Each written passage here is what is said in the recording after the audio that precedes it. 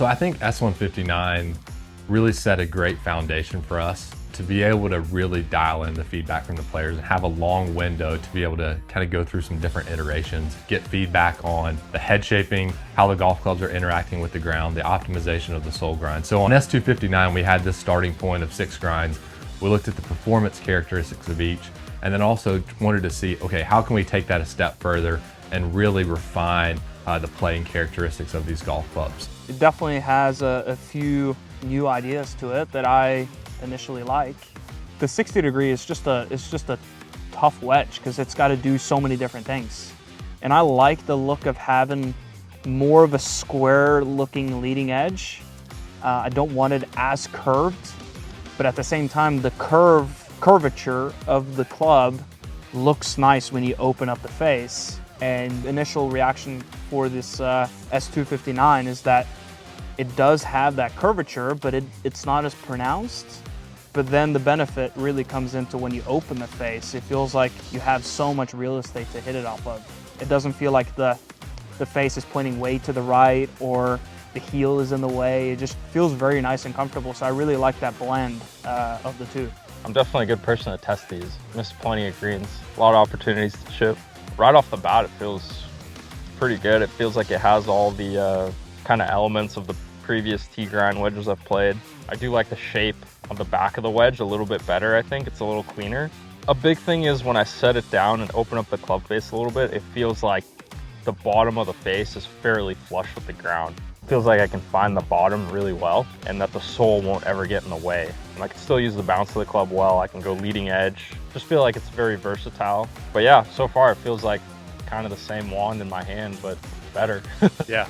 The tee grind is the most popular grind out on the PGA Tour, and that wedge is one that's designed for maximum versatility. So these are players that are looking to play across a wide variety of face orientations. They want this wedge to sit really low to the ground. That's a very common comment that we hear from players is they're able to have that lead edge sit really consistently to the turf, so they have the confidence that they can create height and spin around the green. So with the tee grind, we narrowed up the main bounce portion of the wedge so that it can sit a little bit lower to the turf on the square face shots and their basic chips and pitches around the greens.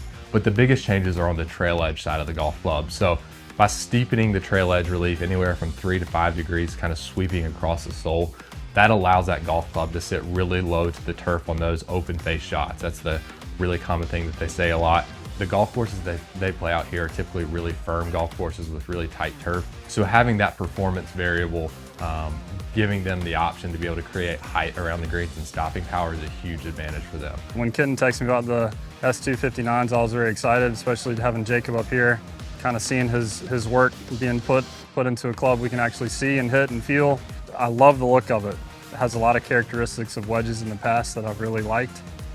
I feel like they're all kind of coming into one wedge. For me, this tee is checking a lot of boxes of A, the look of it, B, how steep this trail edge is. I think the versatility of this wedge, and for the shots I like to play around the green, where I struggle a little bit off tighter lies, I think this is going to be a perfect wedge for that. I think it's going to get a lot of traction out here on tour. I think a lot of guys are going to really like it, and me especially. I can't wait to be able to play it. Well, this looks really good to me.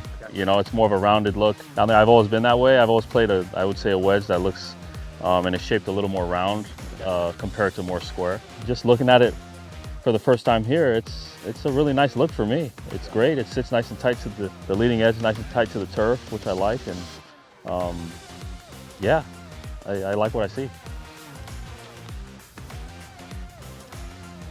All right, well, That'll work. there you go. I love how low it's coming out because it has so much spin, dude. I love what I'm hearing with the turf interaction and how it's feeling. That came out with low and some spin, which I like. Yeah, the juice on this thing is wild. Like that, I mean, that's crazy.